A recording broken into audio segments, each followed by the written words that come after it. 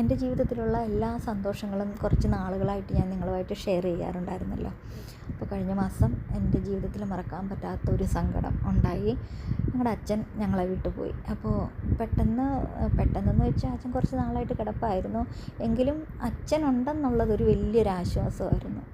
നമുക്ക് വീട്ടിലുണ്ടല്ലോ എന്നുള്ളതൊരു സമാധാനം കൂടിയായിരുന്നു.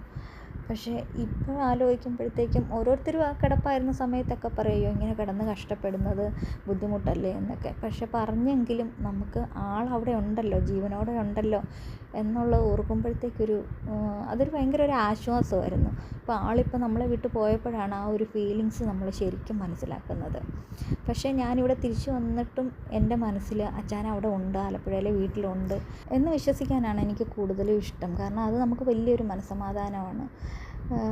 യാഥാർത്ഥ്യം എന്താണെന്നുള്ളത് നമുക്കറിയാം എങ്കിൽ പോലും ഞാനിപ്പോഴും അച്ഛൻ അവിടെ ഉണ്ട് എന്ന് വിശ്വസിക്കുക.